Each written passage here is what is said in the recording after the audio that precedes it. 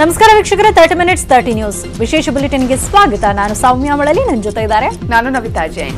ಪ್ರಮುಖ ವಿದ್ಯಮಾನಗಳ 30 ಸುದ್ದಿಯನ್ನು ಒಂದೊಂದಾಗಿ ನೋಡ್ತಾ ಹೋಗೋಣ.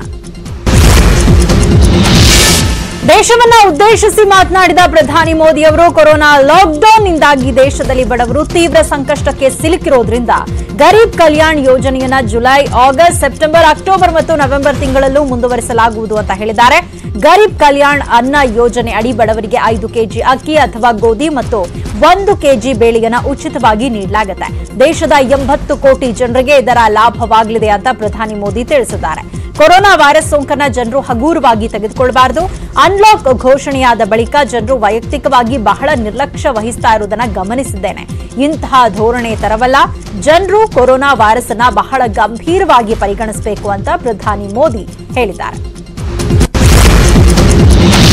ಕೊರೋನಾ ಸಂಕಷ್ಟದ ಕಾಲದಲ್ಲಿ ಕೇಂದ್ರ ಸರ್ಕಾರ ಬಡ ಜನರ ಪರವಾಗಿ ನಿಂತಿದೆ. ಬಡವರ ಜನ್ಧನ್ ಹಾಗೂ ರೈತರ ಬ್ಯಾಂಕ್ ಖಾತೆಗಳಿಗೆ ನೇರವಾಗಿ ಹಣ ಜಮಾ ಮಾಡಲಾಗಿದೆ. ಅಲ್ಲದೆ ಕಳೆದ 3 ತಿಂಗಳಿನಿಂದ ಬಡವರಿಗೆ ಉಚಿತ ಆಹಾರ ಧಾನ್ಯಗಳನ್ನು ನೀಡಲಾಗ್ತಾ ಇದ್ದು, ನವೆಂಬರ್ ತಿಂಗಳವರೆಗೂ ಉಚಿತ ಆಹಾರ ಧಾನ್ಯಗಳ ವಿತರಣೆ ಮುಂದುವರಿಯಲಿದೆ ಅಂತ ಪ್ರಧಾನಿ ನರೇಂದ್ರ ಮೋದಿ ತಿಳಿಸಿದ್ದಾರೆ. ನವೆಂಬರ್ ಅಂತ್ಯದವರೆಗೂ ದೇಶದ 80 ಕೋಟಿ ಜನರಿಗೆ 5 ಕೆಜಿ ಅಕ್ಕಿ ಅಥವಾ ಗೋಧಿ, 1 ಕೆಜಿ ಬೇಳೆ ವಿತರಣೆ ಮಾಡಲಾಗುತ್ತೆ. ಇದಕ್ಕಾಗಿ 90,000 ಕೋಟಿ ಖರ್ಚು ಮಾಡೋದಾಗಿ ನರೇಂದ್ರ ಮೋದಿ ಹೇಳಿದ್ದಾರೆ.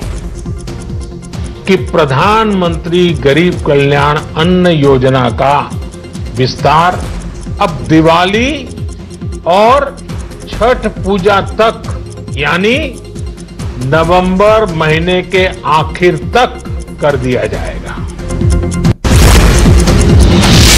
ಬಡವರಿಗೆ ಉಚಿತ ಪಡಿತರ ನೀಡುವ ಪ್ರಧಾನಮಂತ್ರಿ ಗರೀಬ್ ಕಲ್ಯಾಣ್ ಯೋಜನೆಯನ್ನ ನವೆಂಬರ್ ಅಂತ್ಯದವರೆಗೂ ವಿಸ್ತರಿಸಲಾಗುವುದು ಅಂತ ಪ್ರಧಾನಿ ನರೇಂದ್ರ ಮೋದಿ ಅವರು ಘೋಷಣೆ ಮಾಡಿದ್ದಾರೆ.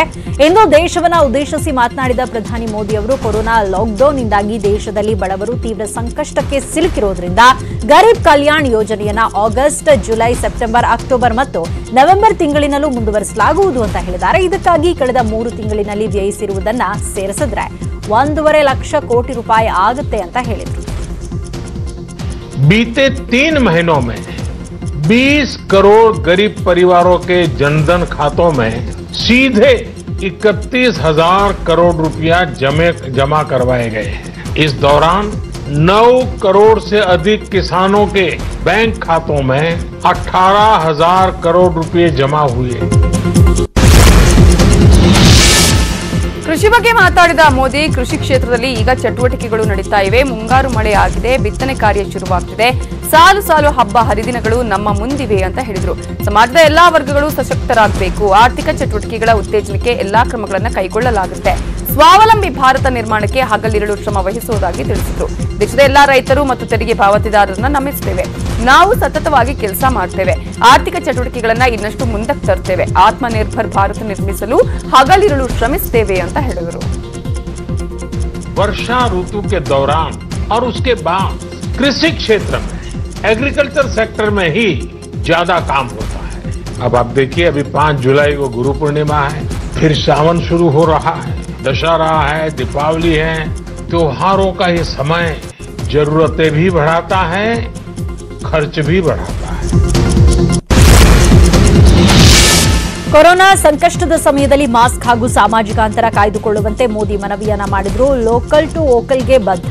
ಎಲ್ಲರೂ ಸ್ವಚ್ಛತೆ ಕಾಪಾಡಿ, ಸಾಮಾಜಿಕ ಅಂತರ ಕಾಪಾಡಿ, ಮಾಸ್ಕ್ ಧರಿಸಿ, ಸ್ಯಾನಿಟೈಸ್ ಮಾಡ್ಕೊಳ್ಳಿ ಅಂತ ಹೇಳಿದ್ರು. ನಿಮಗಾಗಿ ಸರ್ಕಾರ ಶ್ರಮಿಸ್ತಾ ಇದೆ, ದಯವಿಟ್ಟು ಸಹಕರಿಸಿ. ಮಾಸ್ಕ್ ಧರಿಸುವುದನ್ನ ಮರಿಬೇಡಿ, ಅಂತರ ಕಾಪಾಡಿಕೊಳ್ಳಿ. ನಾವು ಸತತ ಕೆಲಸ ಮಾಡ್ತೇವೆ. ಆರ್ಥಿಕ ಚಟುವಟಿಕೆಗಳನ್ನ ಇನ್ನಷ್ಟು ಮುಂದಕ್ಕೆ ತರ್ತೇವೆ.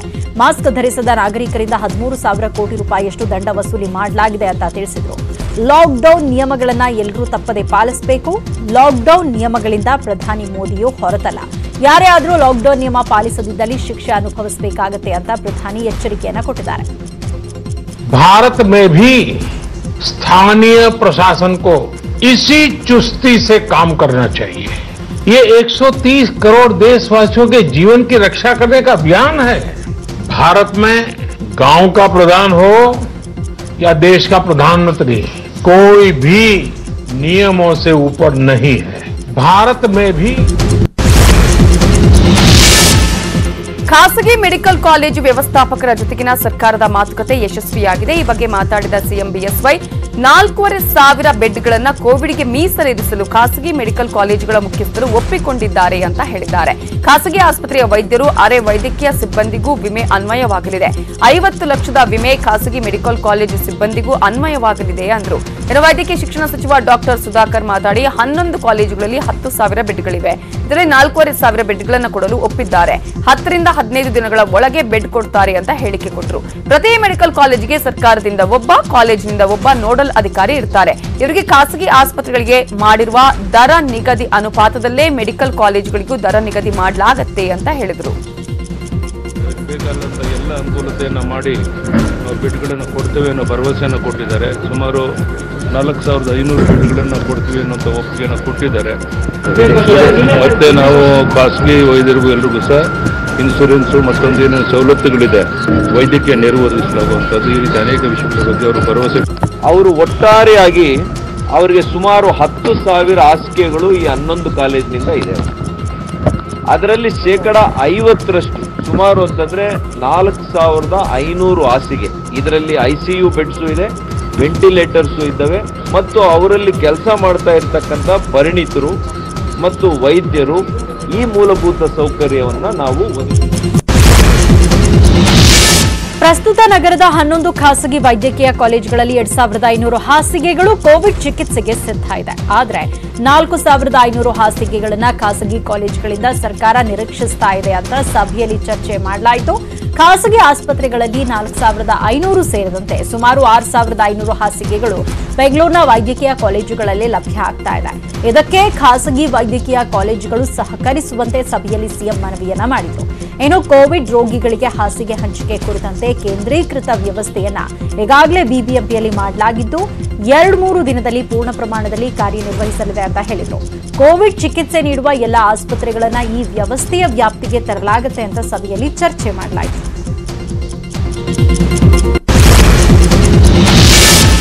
ಬೆಂಗಳೂರು ಕೋವಿಡ್ ಉಸ್ತುವಾರಿ ನಂದು ಅಂತ ವೈದ್ಯಕೀಯ ಶಿಕ್ಷಣ ಸಚಿವ ಡಾಕ್ಟರ್ ಸುಧಾಕರ್ ಹೇಳಿಕೆ ಕೊಟ್ಟರು. ನಾನು ಕ್ವಾರಂಟೈನ್ ನಲ್ಲಿ ಇದ್ದಿದ್ದಕ್ಕೆ ಕಂದಾಯ ಸಚಿವರಿಗೆ ಸ್ವಲ್ಪ ನೋಡ್ಕೊಳ್ಳೋದಕ್ಕೆ ಹೇಳಿದ್ದಾರೆ. ಅನುಭವಿ ಕಂದಾಯ ಸಚಿವರು ಬಹಳ ಸಮರ್ಥವಾಗಿ ನೋಡ್ಕೊಂಡಿದ್ದಾರೆ. ಸಾಮೂಹಿಕವಾಗಿ ನಾವೆಲ್ಲ ಉಸ್ತುವಾರಿ ನೋಡಿಕೊಳ್ತೇವೆ ಅಂತ ಹೇಳಿದ್ರು. ಸಿಎಂ ನನಗೆ ಪೋರ್ಟ್ಫೋಲಿಯೋ ಕೊಟ್ಟಿದ್ದಾರೆ, ಈ ವಿಚಾರದಲ್ಲಿ ಯಾರಿಗೂ ಗೊಂದಲ ಇಲ್ಲ ಅಂತ ಹೇಳಿದ್ರು. ಈ ಬಗ್ಗೆ ಆರ್ ಅಶೋಕ್ ಅವರನ್ನ ಪ್ರಶ್ನೆ ಮಾಡಿದಾಗ ಕೈ ಮುಗಿದು ಊಟ ಆಯ್ತಾ ಅಂತ ಪ್ರಶ್ನೆ ಮಾಡಿ ಪ್ರತಿಕ್ರಿಯೆ ಕೊಡದೆ ಸುಮ್ಮನಾದ್ರು. ನಾನು ಪೋರ್ಟ್ಫೋಲಿಯೋ ಮಿನಿಸ್ಟರು. ಇವತ್ತು ನಮ್ಮ ಹಿರಿಯ ಸಚಿವರು ಅವರು ಕಂದಾಯ ಸಚಿವರಿದ್ದಾರೆ. ಪಾಪ ನನ್ನ ಅನುಪಸ್ಥಿತಿಯಲ್ಲಿ ಅವರು ಬೆಂಗಳೂರನ್ನು ಭಾಳ ಪರಿಣಾಮಕಾರಿಯಾಗಿ ಎಲ್ಲ ಕಡೆ ಕೂಡ ಭಾಳ ಹಿರಿಯರಿದ್ದಾರೆ ಅನುಭವದಲ್ಲಿ. ಮಾನ್ಯ ಮುಖ್ಯಮಂತ್ರಿಗಳು ಅವರಿಗೆ ಸ್ವಲ್ಪ ನೋಡ್ಕೊಳ್ಳಿಕ್ಕೆ ಹೇಳಿದರು, ನೋಡ್ಕೊಳ್ತಾ ಇದ್ದಾರೆ. ನಾನು ಊಟ ಆಯ್ತಾ? ನಾನು ಇದಕ್ಕೂ ಊಟ ಆಯ್ತಾ? ನಾನು ಇದಕ್ಕೂ ರಾಜ್ಯದಲ್ಲಿ ಮತ್ತೆ ಲಾಕ್ಡೌನ್ ಆಗಬಹುದೆಂಬ ಸುಳಿವನ್ನ ಆರ್ ಅಶೋಕ್ ನೀಡಿದ್ದಾರೆ. ಲಾಕ್ಡೌನ್ ಹಾಫ್ ಲಾಕ್ಡೌನ್ ತೀರ್ಮಾನ ಸಿಎಂ ಹೆಗಲಿಗೆ ವಹಿಸಲಾಗಿದೆ ಅನ್ನೋ ಮೂಲಕ ಲಾಕ್ಡೌನ್ ಮತ್ತೆ ಜಾರಿಯಾಗಬಹುದೆಂಬ ಪರೋಕ್ಷ ಸುಳಿವನ್ನ ನೀಡಿದ್ದಾರೆ. ಪ್ರತಿದಿನ ಸಿಎಂ ಮನೆಯಲ್ಲಿ ನಾವು ಸಭೆ ಸೇರ್ತಾ ಇದ್ದೇವೆ, ಪ್ರತಿದಿನ ಆದಾಯ ಕೂಡ ಸಂಗ್ರಹಣೆ ಆಗಬೇಕು, ಕೊರೋನಾ ಮಧ್ಯೆ ಕಾಂಪ್ರಮೈಸ್ ಮಾಡಿಕೊಂಡು ಕೆಲಸ ಮಾಡಬೇಕು ಅಂತ ಹೇಳಿದ್ರು. ಎಲ್ಲ ಜಿಲ್ಲಾಧಿಕಾರಿಗಳಿಗೆ ನಾನು ಪತ್ರ ಬರೀತೇನೆ, ಎಚ್ಚರಿಕೆಯಿಂದ ಕೆಲಸ ಮಾಡುವಂತೆ ತಿಳಿಸ್ತೇನೆ ಅಂತ ಆರ್ ಅಶೋಕ್ ಹೇಳಿದ್ದಾರೆ. ಜೀವ ಉಳಿಸೋದು ಭಾಳ ಮುಖ್ಯ.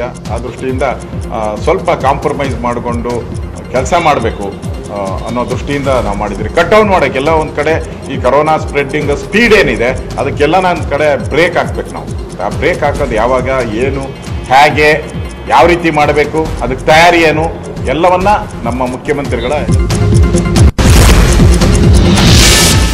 ಕೊರೋನಾಗೆ ಸಂಬಂಧಪಟ್ಟ ಹಾಗೆ ಖಾಸಗಿ ಆಸ್ಪತ್ರೆಗಳ ದರ ಸುಲಿಗೆ ಬಗ್ಗೆ ಆರ್ ಅಶೋಕ್ ಪ್ರತಿಕ್ರಿಯಿಸಿದ್ದಾರೆ. ಕೆಲ ಖಾಸಗಿ ಆಸ್ಪತ್ರೆಗಳಲ್ಲಿ ಸೋಂಕಿನ ಲಕ್ಷಣ ಇಲ್ಲದವರನ್ನು ಅಡ್ಮಿಟ್ ಮಾಡ್ಕೋತಾ ಇದ್ದಾರೆ. ಅವರಿಗೂ ಕೊರೋನಾ ಚಿಕಿತ್ಸೆಗೆ ನಿಗದಿಪಡಿಸಿರುವ ದರವನ್ನೇ ಚಾರ್ಜ್ ಮಾಡ್ತಿದ್ದಾರೆ. ಈ ಬಗ್ಗೆ ಕ್ರಮ ಕೈಗೊಳ್ತೇವೆ ಅಂತ ಹೇಳಿದ್ರು. ಕೊರೋನಾ ಸ್ಪ್ರೆಡ್ಗೆ ಬ್ರೇಕ್ ಹಾಕಬೇಕು, ಎಸ್ಎಸ್ಎಲ್ಸಿ ಪರೀಕ್ಷೆಗೆ ಸಮಸ್ಯೆ ಆಗಬಾರದು, ಪರೀಕ್ಷೆಯ ನಂತರ ಸ್ಪೀಡ್ ಕಟ್ ಡೌನ್ ಕುರಿತು ತೀರ್ಮಾನ ಮಾಡ್ತೇವೆ ಅಂತ ಹೇಳಿದ್ರು. ಈ ಬಗ್ಗೆ ಮುಖ್ಯಮಂತ್ರಿಗಳಿಗೆ ಅಧಿಕಾರ ಕೊಡಲಾಗಿದೆ, ಎಲ್ಲಾ ಜಿಲ್ಲಾಧಿಕಾರಿಗಳಿಗೆ ನಾನು ಪತ್ರ ಬರೀತೀನಿ ಅಂತ ಹೇಳಿದ್ರು. ಏನು SLC ಎಕ್ಸಾಮ್ಸ್ ಇದೆ, ಲಕ್ಷಾಂತರ ಮಕ್ಕಳು ಎಕ್ಸಾಮ್ ಬರಿತಾ ಇದ್ದಾರೆ, ಅವ್ರ ಮೇಲೆ ಯಾವುದೇ ದುಷ್ಪರಿಣಾಮ ಬೀರಬಾರ್ದು. ಆ ದೃಷ್ಟಿಯಿಂದ ಅದಾದಮೇಲೆ ಮತ್ತೆ ಜೊತೆ ಕೂತ್ಕೊಂಡು ಇದನ್ನು ಕಟ್ ಡೌನ್ ಮಾಡಬೇಕು. ಈ ಸ್ಪೀಡ್ ಕಟ್ ಡೌನ್ ಮಾಡೋವಂಥದ್ದಕ್ಕೆ ಬೆಂಗಳೂರು, ಕರ್ನಾಟಕ ಏನು ಕ್ರಮ ತೆಗೆದುಕೊಳ್ಬೇಕು ಅಂತ ನಾನು ವ್ಯವಸ್ಥೆ ಮಾಡ್ತೀನಿ. ಲಾಕ್ಡೌನ್ನಿಂದ ನಿಂತು ಹೋಗಿರುವ ಪದವಿ ಎಂಜಿನಿಯರಿಂಗ್ ವಿಭಾಗದ ಪರೀಕ್ಷೆ ವಿಚಾರಕ್ಕೆ ಸಂಬಂಧಪಟ್ಟ ಹಾಗೆ ಡಿಸಿಎಂ ಅಶ್ವಥ್ ನಾರಾಯಣ್ ಇಂದು ಅಧಿಕಾರಿಗಳ ಸಭೆ ಮಾಡ್ತಿದ್ದೇನೆ. ಆಫ್ಲೈನ್ ಕ್ಲಾಸ್ ಪರೀಕ್ಷೆ ದಿನಾಂಕ ಇದೆಲ್ಲದರ ಬಗ್ಗೆ ಇವತ್ತು ಸಭೆ ಮಾಡಿ ಸಿಎಂ ಜೊತೆ ಚರ್ಚಿಸುವುದಾಗಿ ತಿಳಿಸಿದ್ರು. ಸಭೆ ಬಳಿಕ ಸಿಎಂ ಜೊತೆ ಚರ್ಚೆ ಮಾಡಿ ಪರೀಕ್ಷಾ ದಿನಾಂಕ ಪ್ರಕಟ ಮಾಡ್ತೀವಿ ಅಂತ ಹೇಳಿಕೆಯನ್ನ ನೀಡಿದ್ದಾರೆ. ಇನ್ನು ವಿವಿಗಳ ಮಾನ್ಯತೆ ಹಾಗೂ ಕೋರ್ಸ್ಗಳ ಮಾನ್ಯತೆ ಬಗ್ಗೆ ಮಾತನಾಡಿದ ಡಿಸಿಎಂ ಇನ್ಮುಂದೆ ಈ ಪ್ರಕ್ರಿಯೆಗಳೆಲ್ಲ ಆನ್ಲೈನ್ ಮೂಲಕವೇ ನಡೆಯಲಿದೆ ಅಂತ ಹೇಳಿದರು. ನಮ್ಮ ವಿಶ್ವವಿದ್ಯಾಲಯಗಳಲ್ಲಿ ಯೂನಿವರ್ಸಿಟಿ ಆನ್ಲೈನ್ ಅಪ್ಲಿಕೇಶನ್ ಸಿಸ್ಟಮ್ನ ಇವತ್ತು ಚಾಲನೆ ಕೊಟ್ಟಿದ್ದೀವಿ, ಪ್ರಾರಂಭ ಮಾಡಿದ್ದೀವಿ. ಕೊರೋನಾ ವರದಿಯಲ್ಲಿ ನೆಗೆಟಿವ್ ಬಂತು ಅಂತ ಊರಿಗೆ ಹೋಗಿದ್ದ ಮಹಿಳೆಗೆ ಮತ್ತೆ ಪಾಸಿಟಿವ್ ಬಂದಿದೆ. ರಾಮನಗರ ಮೂಲದ ಮಹಿಳೆ ವಿಕ್ಟೋರಿಯಾ ಆಸ್ಪತ್ರೆಯಲ್ಲಿ ಸ್ವಾಬ್ ಟೆಸ್ಟ್ ಅನ್ನು ಮಾಡಿಸಿದ್ರು. ಈ ವೇಳೆ ನೆಗೆಟಿವ್ ಅಂತ ರಿಪೋರ್ಟ್ ಬಂದಿತ್ತು. ಈ ಕಾರಣಕ್ಕಾಗಿ ಮಹಿಳೆ ಬೆಂಗಳೂರಿನಿಂದ ರಾಮನಗರಕ್ಕೆ ತೆರಳಿದ್ರು. 2 ದಿನಗಳ ನಂತರ ಬಿಬಿಎಂಪಿ ಸಿಬ್ಬಂದಿ ಕರೆ ಮಾಡಿ ನಿಮಗೆ ಪಾಸಿಟಿವ್ ಬಂದಿದೆ ಅಂತ ಮಾಹಿತಿ ಕೊಟ್ಟಿದ್ದಾರೆ. ನಿಮ್ಮನ್ನ ಆಸ್ಪತ್ರೆಗೆ ಕರ್ಕೊಂಡು ಹೋಗಬೇಕು, ಮನೆ ಮಾಹಿತಿ ಕೊಡಿ ಅಂದಾಗ ಮಹಿಳೆ ಆತಂಕಕ್ಕೀಡಾಗಿದ್ದಾರೆ. ಲ್ಯಾಬ್ನವರ ಎಡವಟ್ಟಿನ ರಿಪೋರ್ಟ್ನಿಂದ ಮಹಿಳೆ ಕಂಗಾಲಾಗಿದ್ದಾರೆ. ನೆಗೆಟಿವ್ ಬಂತು ಅಂತ ತಮ್ಮ ಕುಟುಂಬದ ಜೊತೆಗೆಲ್ಲ ಮಹಿಳೆ ಓಡಾಡಿದ್ರು. ಈಗ ಪಾಸಿಟಿವ್ ಅಂತ ಗೊತ್ತಾಗಿದ್ರಿಂದ ಕುಟುಂಬಸ್ಥರು ಈಗ ಆತಂಕಗೊಳ್ಳುವ ಸರದಿ. ಗಣಿನಾಡು ಬಳ್ಳಾರಿಯಲ್ಲಿ ಅಮಾನವೀಯವಾಗಿ ಕೋವಿಡ್ ಸೋಂಕಿತರ ಶವ ಸಂಸ್ಕಾರ ಮಾಡಲಾಗಿದೆ ಎನ್ನಲಾಗ್ತಾ ಇದೆ. ಈ ಬಗ್ಗೆ ವಿಡಿಯೋ ಒಂದು ವೈರಲ್ ಆಗಿದ್ದು, ಆರೋಗ್ಯ ಇಲಾಖೆ ಸಿಬ್ಬಂದಿಗಳು ಅಮಾನವೀಯವಾಗಿ ಶವ ಸಂಸ್ಕಾರ ಮಾಡಿದ್ದಾರೆ ಎನ್ನಲಾಗಿದೆ. 2 ಗುಂಡಿಗಳಲ್ಲಿ 7 ಶವಗಳನ್ನು ತಂದು ಎಸೆದಿದ್ದಾರೆ ಎನ್ನಲಾದ ವಿಡಿಯೋ ಇದೀಗ ವೈರಲ್ ಆಗಿದೆ. ಈ ಬಗ್ಗೆ ಬಳ್ಳಾರಿ ಡಿಸಿ ನಕುಲ್ ತನಿಖೆಗೆ ಆದೇಶವನ್ನ ನೀಡಿದ್ದಾರೆ. ಈ ವಿಡಿಯೋ ಬಳ್ಳಾರಿಯದ್ದೇನಾ ಅಂತ ಪರಿಶೀಲನೆ ಮಾಡಲು ಸೂಚಿಸಿದ್ದಾರೆ. ಎಡಿಸಿ ಮಂಜುನಾಥ್ ನೇತೃತ್ವದಲ್ಲಿ ತನಿಖೆಗೆ ಆದೇಶಿಸಿದ್ದಾರೆ. ಪತ್ನಿ, ಪುತ್ರಿ ಹಾಗೂ ತಂದೆಗೆ ಸೋಂಕು ತಗುಲಿದ್ರಿಂದ ಕ್ವಾರಂಟೈನ್ ಆಗಿದ್ದ ಸುಧಾಕರ್ ಇವತ್ತು ಮತ್ತೆ ಕರ್ತವ್ಯಕ್ಕೆ ಹಾಜರಾದರು. ಕಳೆದ 8 ದಿನಗಳಿಂದ ಕ್ವಾರಂಟೈನ್ನಲ್ಲಿದ್ದ ಸುಧಾಕರ್ ಇವತ್ತು ಖಾಸಗಿ ಮೆಡಿಕಲ್ ಕಾಲೇಜುಗಳ ಸಭೆಗೆ ಹಾಜರಾದರು. ಈ ಬಗ್ಗೆ ಮಾತಾಡಿದ ಸುಧಾಕರ್, 2 ಬಾರಿಯ ಟೆಸ್ಟಿಂಗ್ನಲ್ಲಿ ನನ್ನ ರಿಪೋರ್ಟ್ ನೆಗೆಟಿವ್ ಅಂತ ಬಂತು. ಇವಾಗ ಕ್ವಾರಂಟೈನ್ ಮುಗಿಸಿ ನಾನು ಕರ್ತವ್ಯಕ್ಕೆ ಹಾಜರಾಗ್ತಾ ಇದ್ದೇನೆ. ಎಲ್ಲರ ಆಶೀರ್ವಾದ ಹಾರೈಕೆಯಿಂದ ನಾನು ಮತ್ತೆ ಬಂದಿದ್ದೇನೆ. ಇನ್ನೆರಡು ದಿನಗಳಲ್ಲಿ ತನ್ನ ಪತ್ನಿ ಹಾಗೂ ಪುತ್ರಿ ಕೂಡ ಡಿಸ್ಚಾರ್ಜ್ ಆಗ್ತಾರೆ ಅಂತ ಹೇಳಿದರು. ರಾಜ್ಯದಲ್ಲಿ ಕೊರೋನಾ ಸ್ಫೋಟದ ಬಗ್ಗೆ ಯಾರು ಆತಂಕ ಪಡಬೇಡಿ. ಕಳೆದ 1 ವಾರದಿಂದ ಬೆಂಗಳೂರಲ್ಲಿ ಕೊರೋನಾ ಪಾಸಿಟಿವ್ ಜಾಸ್ತಿ ಆಗ್ತಿದೆ. ಪಾಸಿಟಿವ್ ಕೇಸ್ಗಳು ಜಾಸ್ತಿ ಆಗ್ತಾ ಇರುವಂತಹ ಹಿನ್ನೆಲೆಯಲ್ಲಿ ಸರ್ಕಾರ ಕಟ್ಟುನಿಟ್ಟಿನ ಕ್ರಮವನ್ನು ಕೈಗೊಂಡಿದೆ ಅಂತ ಹೇಳಿದರು. ಮನೆಯಲ್ಲಿ ಕ್ವಾರಂಟೈನ್ ಅಲ್ಲಿ ಇದ್ದಾಗೂ ಕೂಡ ದಿನನಿತ್ಯದ ಚಟುವಟಿಕೆಗಳಲ್ಲಿ ಭಾಗವಹಿಸ್ತಾನೆ ಇದ್ದೆ. ನಿಮ್ಮೆಲ್ಲರ ಆರೈಕೆಯಿಂದ ನನ್ನ ಮನೆಯಲ್ಲಿ ಇರ್ತಕ್ಕಂಥ ಎಲ್ರಿಗೂ ಕೂಡ ಯಾರಿಗೆ ಪಾಸಿಟಿವ್ ಬಂದಿತ್ತು ಅವರು ಕೂಡ ಗುಣಮುಖರಾಗಿ 1-2 ದಿನದಲ್ಲಿ ಅವರು ಕೂಡ ಡಿಸ್ಚಾರ್ಜ್ ಆಗ್ತಾ ಇದ್ದಾರೆ. ಹಾಗಾಗಿ ನಾನು ಜನತೆಗೆ ಅಭಿನಂದನೆ, ಕೃತಜ್ಞತೆಯನ್ನು ಸಲ್ಲಿಸ್ತೀನಿ. ಹಾಸನ ಜಿಲ್ಲೆಯಲ್ಲಿ ಇಂದು 15 ಕೊರೋನಾ ಪಾಸಿಟಿವ್ ಪತ್ತೆಯಾಗಿದೆ ಅಂತ ಹಾಸನ ಡಿಎಚ್ಒ ಸತೀಶ್ ಮಾಹಿತಿಯನ್ನ ನೀಡಿದ್ದಾರೆ. ಹಾಸನ ಜಿಲ್ಲೆಯಲ್ಲಿ ಒಟ್ಟು 397 ಪಾಸಿಟಿವ್ ಕೇಸ್ ದೃಢವಾಗಿದ್ದು, ಹಾಸನ 3, ಹೊಳೆನರಸೀಪುರ 11 ಮತ್ತು ಚನ್ನರಾಯಪಟ್ಟಣದ ಒಬ್ಬರಿಗೆ ಪಾಸಿಟಿವ್ ಕಾಣಿಸಿಕೊಂಡಿದೆ. ಹೊಳೆನರಸೀಪುರದಲ್ಲಿ 4 ಮಂದಿ ಪೊಲೀಸರಿಗೆ ಕೊರೋನಾ ಪಾಸಿಟಿವ್ ದೃಢಪಟ್ಟಿದ್ದು, ಮಾಜಿ ಸಚಿವ ಎಚ್ ಡಿ ರೇವಣ್ಣರ ಗನ್ಮ್ಯಾನ್ಗಳಿಗೆ ಕೊರೋನಾ ಬಂದಿದೆ ಎಂಬುದು ದೃಢವಾಗಿಲ್ಲ. ಈ ಬಗ್ಗೆ ಚೆಕ್ ಮಾಡ್ತಾ ಇದ್ದೇವೆ ಅಂತ ಡಿಎಚ್ಒ ಹೇಳಿಕೆಯನ್ನ ನೀಡಿದ್ದಾರೆ. ಅವ್ರ ಜೊತೆ ಇದ್ದವರ ಏನು ಅಂತ ನಾವು ಎಸ್ ಪಿ ಅವ್ರಿಗೂ ಕೂಡ ಇದ್ರ ಬಗ್ಗೆ ಮಾಹಿತಿ ಕೊಟ್ಟಿದ್ದೀವಿ. ಇಂಥವ್ರದ್ದು ಪಾಸಿಟಿವ್ ಬಂದಿದೆ ಅಂತ ಅವರು ಮಾಹಿತಿನ ಕಲೆಕ್ಟ್ ಮಾಡಿ ನಮಗೆ ಕೊಡ್ತಾರೆ. ಕೇಂದ್ರ ಸರ್ಕಾರ ಚೀನಾ ಆಪ್ಗಳನ್ನು ಬ್ಯಾನ್ ಮಾಡಿದ ಹಿನ್ನೆಲೆಯಲ್ಲಿ ಒಳ್ಳೆಯ ಕೆಲಸವನ್ನ ನಮ್ಮ ಪ್ರಧಾನಿ ನರೇಂದ್ರ ಮೋದಿಜಿ ಮಾಡಿದ್ದಾರೆ ಅಂತ ಸಚಿವ ಜಗದೀಶ್ ಶೆಟ್ಟರ್ ಹೇಳಿಕೆ ಕೊಟ್ಟಿದ್ದಾರೆ. ಚೀನಾಗೆ ತಕ್ಕ ಪಾಠ ಕಲಿಸುವುದಾಗಿ ಪ್ರಧಾನಿ ಹೇಳಿದ್ರು. ಚೀನಾ ಆಪ್ಗಳನ್ನು ಬ್ಯಾನ್ ಮಾಡುವ ಮೂಲಕ ಮೊದಲ ಹೆಜ್ಜೆ ಇಟ್ಟಿದ್ದಾರೆ. ನಮ್ಮಲ್ಲಿ ಮೊದಲು ವೆಂಟಿಲೇಟರ್, ಮಾಸ್ಕ್ ಪ್ರೊಡಕ್ಷನ್ ಕಡಿಮೆ ಇತ್ತು. ಈಗ ರಫ್ತು ಮಾಡುವಷ್ಟು ಉತ್ಪಾದನೆ ಮಾಡ್ತಾ ಇದ್ದೇವೆ. ಅವಶ್ಯಕತೆ ಬಂದಾಗ ಎದ್ದೇಳುವುದು ಭಾರತದ ಗುಣ ಅನ್ನುವಂತ ಹೇಳಿಕೆ ಕೊಟ್ಟರು. ಇನ್ನು ಪರ್ಯಾಯ ಆಪ್ಗಳನ್ನು ಮಾಡೋದಕ್ಕೆ ಸ್ಟಾರ್ಟ್ಅಪ್ ಕಂಪನಿಗಳಿಗೆ ಬೆಂಬಲ ಕೊಡ್ತಾ ಇದ್ದೇವೆ. ಸ್ಟಾರ್ಟ್ಅಪ್ ಕಂಪನಿಗಳನ್ನು ಪ್ರೋತ್ಸಾಹಿಸುವ ಕೆಲಸ ಮಾಡ್ತಾ ಇದ್ದೇವೆ ಅಂತ ಹೇಳಿದರು. ಇವತ್ತು ಒಳ್ಳೆಯ ಕೆಲಸವನ್ನ ನಮ್ಮ ದೇಶದ ಪ್ರಧಾನಮಂತ್ರಿ ನರೇಂದ್ರ ಮೋದಿಜಿ ಮಾಡಿದ್ದಾರೆ. ಚೈನಾಗೆ ತಕ್ಕದಾದಂತಹ ಪಾಠವನ್ನು ಕಲಿಸ್ತೀವಿ ಅಂತ ಹೇಳಿ ಇದರ ಮುಖಾಂತರ ಮೊದಲ ಹೆಜ್ಜೆಯನ್ನು ಇಟ್ಟಿದ್ದಾರೆ. ಒಂದು ಅವಶ್ಯಕತೆ ಬಂದಾಗ ನಾವು ಎದ್ದೇಳ್ತೀವಿ, ಅದು ಭಾರತದ ಗುಣ, ಅದು ಎದ್ದೇ ಹೇಳ್ತೀವಿ ನಾವು. ಪರಿಷ್ಕೃತ ವೇತನ ಜಾರಿಗೊಳಿಸುವಂತೆ ಒತ್ತಾಯಿಸಿ ಆಶಾ ಕಾರ್ಯಕರ್ತೆಯರು ಹಾಸನ ಹಾಗೂ ಕಲಬುರಗಿಯಲ್ಲಿ ಮೌನ ಪ್ರತಿಭಟನೆಯನ್ನ ಮಾಡಿದ್ರು. ಗೌರವ ಧನ 11,000ಕ್ಕೆ ಏರಿಸುವುದು ಸೇರಿದಂತೆ ವಿವಿಧ ಬೇಡಿಕೆ ಈಡೇರಿಸಲು ಒತ್ತಾಯಿಸಿ ಪ್ರತಿಭಟನೆ ಮಾಡಿದ್ರು. ಕೊರೋನಾ ಸಮಯದಲ್ಲಿ ನಿರಂತರವಾಗಿ ನಾವು ಕೆಲಸ ಮಾಡಿದ್ದೇವೆ, ಆದರೂ ಸರ್ಕಾರ ನಮ್ಮ ಬೇಡಿಕೆಗೆ ಸ್ಪಂದಿಸ್ತಾ ಇಲ್ಲ. SSL ಪರೀಕ್ಷೆ ಡ್ಯೂಟಿಗೂ ಆಶಾ ಕಾರ್ಯಕರ್ತರನ್ನ ಬಳಕೆ ಮಾಡಲಾಗ್ತಾ ಇದೆ, ಆದರೂ ಸಂಬಳ ಮಾತ್ರ ಕಡಿಮೆ ಕೊಟ್ಟು ಶೋಷಣೆ ಮಾಡ್ತಾ ಇದ್ದಾರೆ ಅಂತ ಆರೋಪವನ್ನ ಮಾಡಿದ್ದಾರೆ. ಜುಲೈ 2ರಿಂದ ಮಂತ್ರಾಲಯದ ಶ್ರೀ ರಾಘವೇಂದ್ರ ಸ್ವಾಮಿಗಳ ವೃಂದಾವನಕ್ಕೆ ದರ್ಶನಕ್ಕೆ ಅವಕಾಶ ಇಲ್ಲ ಅಂತ ಹೊಸ ಪ್ರಕಟಣೆಯನ್ನ ಹೊರಡಿಸಲಾಗಿದೆ. ಇತ್ತೀಚೆಗಷ್ಟೇ ರಾಯರ ವೃಂದಾವನಕ್ಕೆ ಅವಕಾಶವನ್ನು ಕೊಡಲಾಗುತ್ತೆ ಅಂತ ಮಂತ್ರಾಲಯ ಆಡಳಿತ ಮಂಡಳಿಯೇ ಹೇಳಿತ್ತು. ಆದರೆ ರಾಜ್ಯದಲ್ಲಿ ಕೊರೋನಾ ಮಿತಿ ಮೀರ್ತಾ ಇರುವ ಹಿನ್ನೆಲೆಯಲ್ಲಿ ರಾಯರ ದರ್ಶನಕ್ಕೆ ನೀಡಿದ ಸೂಚನೆಯನ್ನ ಹಿಂಪಡೆದಿದ್ದಾರೆ. ರಾಯರ ವೃಂದಾವನದ ಪ್ರತ್ಯಕ್ಷ ದರ್ಶನವನ್ನು ಮುಂದೂಡಲಾಗಿದೆ. ಮುಂದಿನ ದಿನಾಂಕವನ್ನು ತಿಳಿಸಲಾಗುವುದು. ಅಲ್ಲಿವರೆಗೂ ಭಕ್ತರು ಆನ್ಲೈನ್ ದೇವರ ಪೂಜೆಯನ್ನ ವೀಕ್ಷಿಸಬಹುದು ಅಂತ ಪ್ರಕಟಣೆಯಲ್ಲಿ ತಿಳಿಸಿದ್ದಾರೆ.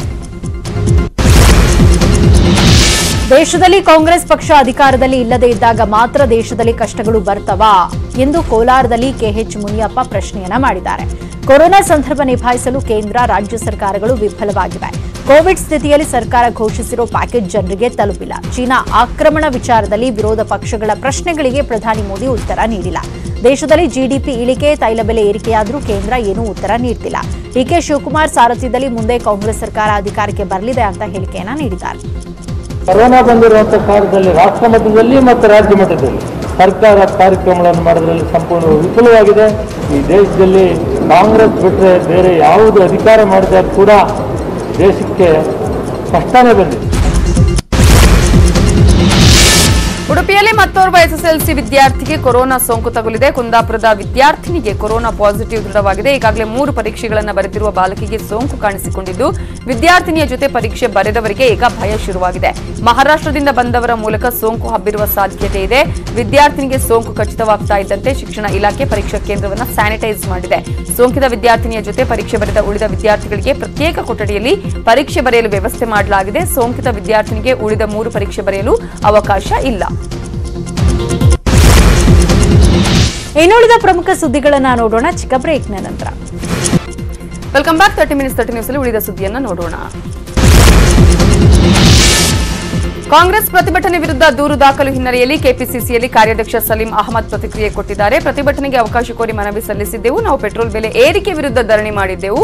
ಸಣ್ಣಪುಟ್ಟ ಸಾಮಾಜಿಕ ಅಂತರ ಇಲ್ಲದೆ ಇರಬಹುದು, ಆದರೆ ಜನರ ಸಮಸ್ಯೆ ಬಗ್ಗೆ ನಾವು ಧ್ವನಿ ಎತ್ತಿದ್ದೆವು. ಇದರ ವಿರುದ್ಧ ದೂರು ದಾಖಲಿಸುವುದು ಸರಿಯಲ್ಲ ಅಂತ ಆಕ್ರೋಶವನ್ನ ಹೊರಹಾಕಿದ್ದಾರೆ.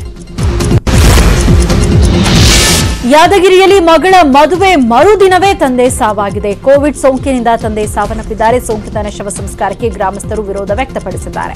ಯಾದಗಿರಿ ತಾಲೂಕಿನ ಹೊನಗೇರ ಗ್ರಾಮದ 48 ವರ್ಷದ ವ್ಯಕ್ತಿ ಸಾವನ್ನಪ್ಪಿದ್ದ. ಭಾನುವಾರವಷ್ಟೇ ಈತ ಮಗಳ ಮದುವೆ ಮಾಡಿದ. ರಾಯಚೂರು ಜಿಲ್ಲೆಯ ದೇವದುರ್ಗ ತಾಲೂಕಿನ ಸಿರವಾರ ಗ್ರಾಮದಲ್ಲಿ ಮಗಳ ಮದುವೆ ಮಾಡಲಾಗಿದ್ದು, ಇದೀಗ ಮಗಳ ಮದುವೆಗೆ ಹೋದವರಿಗೆ ಸೋಂಕಿನ ಭಯ ಕಾಡತೊಡಗಿದೆ. ವಿಜಯಪುರದಲ್ಲಿ ಮದುಮಗನಿಗೂ ಕೊರೋನಾ ಸೋಂಕು ಒಕ್ಕರಿಸಿದೆ. ವಿವಾಹವಾಗಲು ಹೊರಟಿದ್ದ ಪೊಲೀಸ್ ಕಾನ್ಸ್ಟೇಬಲ್ಗೆ ಕೊರೋನಾ ಸೋಂಕು ತಗುಲಿದೆ. ಹೀಗಾಗಿ ಇವತ್ತು ನಡೆಯಬೇಕಾಗಿದ್ದ ಮದುವೆ ಕ್ಯಾನ್ಸಲ್ ಆಗಿದೆ. 26 ವರ್ಷದ ಪೊಲೀಸ್ ಕಾನ್ಸ್ಟೇಬಲ್ಗೆ ಕೊರೋನಾ ದೃಢವಾದ ಹಿನ್ನೆಲೆಯಲ್ಲಿ ವಿಜಯಪುರದಲ್ಲಿ ನಡೆಯಬೇಕಾಗಿದ್ದ ಪೊಲೀಸನ ಮದುವೆಯನ್ನ ಮುಂದೂಡಲಾಗಿದೆ. ಕೊರೋನಾ ಲಕ್ಷಣ ಹಿನ್ನೆಲೆ ಗಂಟಲು ದ್ರವದ ಮಾದರಿ ಸಂಗ್ರಹಿಸಿ ಕೋವಿಡ್ ಟೆಸ್ಟ್ಗೆ ಕೊಡಲಾಗಿತ್ತು. ಇದೀಗ ಅದರ ವರದಿ ಬಂದಿದ್ದು ಪೇದೆಗೆ ಸೋಂಕು ಖಚಿತವಾಗಿದೆ. ಬೆಂಗಳೂರಲ್ಲಿ ಕೊರೋನಾ ಸಂಖ್ಯೆ ಹೆಚ್ಚಳ ಹಿನ್ನೆಲೆಯಲ್ಲಿ ನಗರದ ಒಳಾಂಗಣ ಕ್ರೀಡಾಂಗಣಗಳು ಆಸ್ಪತ್ರೆಯಾಗಿ ಮಾರ್ಪಾಟಾಗಿವೆ.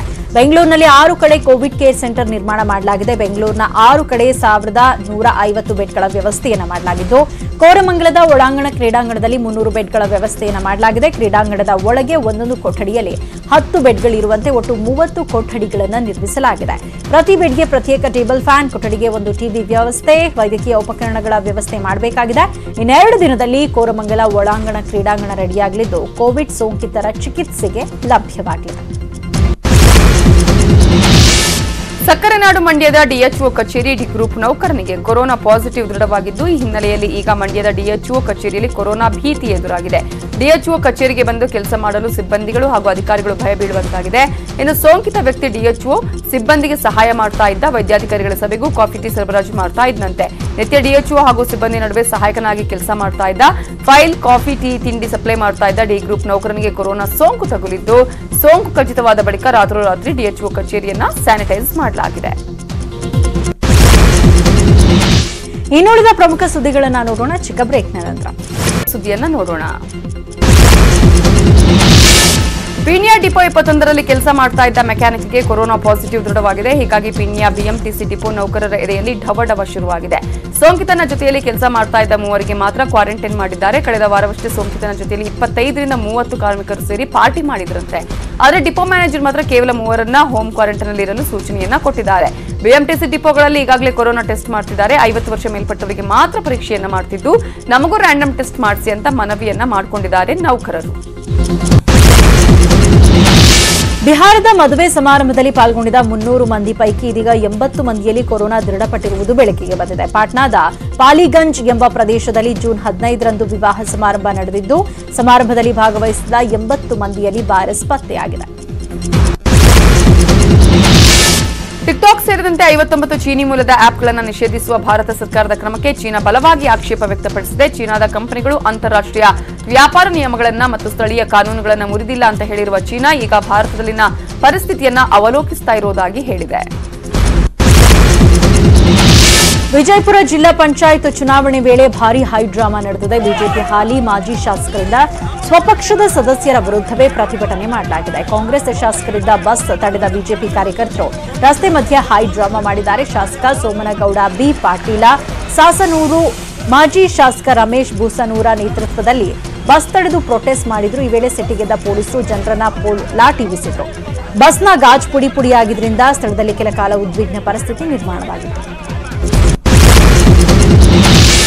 ಭಾರತದ ವಿರುದ್ಧ ಎದೆಯುಬ್ಬಿಸಿ ನಿಂತ ನೇಪಾಳ ಪ್ರಧಾನಿ ಕೆಪಿ ಶರ್ಮಾ ಒಲಿ ಇದೀಗ ತಮ್ಮ ಅಧಿಕಾರ ಉಳಿಸಿಕೊಳ್ಳಲು ಹೆಣಗಾಡುತ್ತಿದ್ದಾರೆ. ಸದ್ಯಕ್ಕೆ ಕೆಪಿ ಒಲಿ ಸರ್ಕಾರದ ಸ್ಥಿತಿ ಡೋಲಾಯಮಾನವಾಗಿದೆ. ಇದಕ್ಕೆ ಕಾರಣ ನೇಪಾಳದ ಒಲಿ ನಾಯಕತ್ವದ ವಿರುದ್ಧವೇ ಪುಷ್ಪಕಮಲ್ ದೋಹಲ್ ಅಲಿಯಾಸ್ ಪ್ರಚಂಡ ಬಂಡಾಯವನ್ನ ಸಾರಿರುವುದು. ಕೆಪಿ ಒಲಿ ಅವರ ಏಕಪಕ್ಷೀಯ ನಿರ್ಧಾರಗಳಿಂದಾಗಿ ದೇಶ ಸಂಕಷ್ಟಕ್ಕೆ ಸಿಲುಕಿದೆ ಅಂತ ಪ್ರಚಂಡ ಆರೋಪ ಮಾಡಿದ್ದಾರೆ. ಇದಿಷ್ಟು ಸದ್ಯದ ನ್ಯೂಸ್ ಅಪ್ಡೇಟ್ಸ್. ನೋಡ್ತಾರಿ ನ್ಯೂಸ್ 18 ಕನ್ನಡ. ಜಾಲ ನಮ್ಮದು, ಬಲ ನಿಮ್ಮದು.